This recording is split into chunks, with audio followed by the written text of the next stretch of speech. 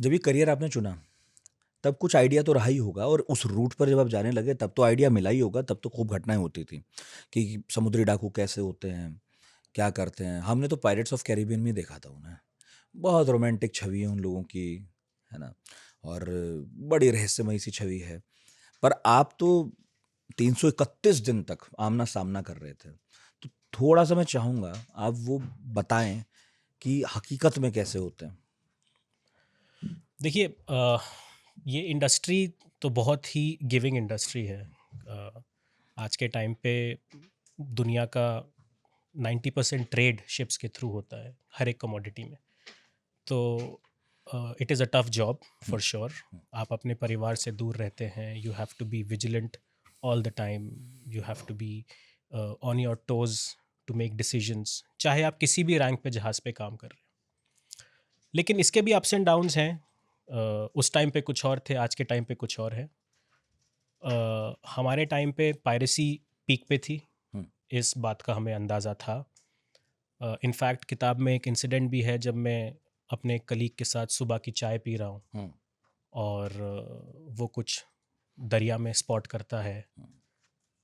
पर फिर वो बात ऐसे ही रह जाती है। It was not something worrisome at that time.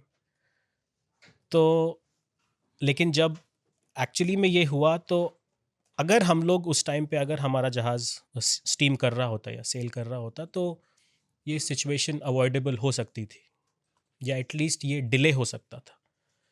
लेकिन अनफॉर्चुनेटली हमारा इंजन में थोड़ी सी तकनीकी खराबी आ गई थी, जिस वजह से हम एक ही जगह पे ड्रिफ्ट कर रहे थे। हुँ। ड्रिफ्टिंग बोलते हैं इसको, कि आपके पास कोई मशीनरी पावर नहीं है, आप बस लहरों पे मूव हो रहे हैं।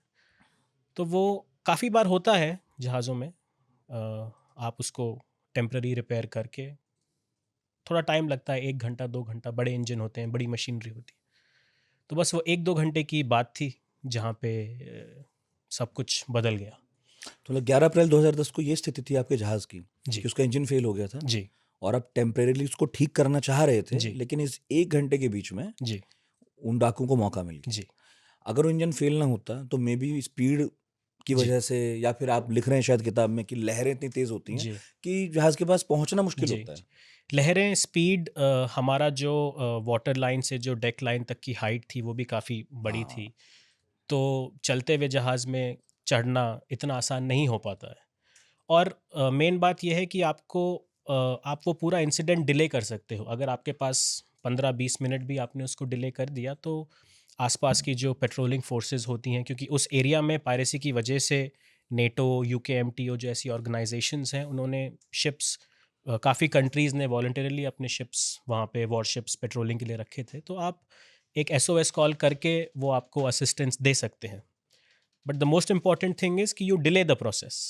हमारा वो प्रोसेस डिले नहीं हो पाया। वो लोग आए और चढ़ गए। तो इस वजह से हम कुछ नहीं कर पाए उसके बाद। तो मतलब 2010 में जितने जहाज़ इस रूट पर चलते होंगे और आप तो सेशल्स और सोमालिया के बीच में थे ना? तो जितने जहाज़ उस वक़्त चलते होंगे, वो बस इस भरोसे चलते थे कि ये जो घूम रहे हैं दूसरे जहाज़ वो हमें बचा लेंगे।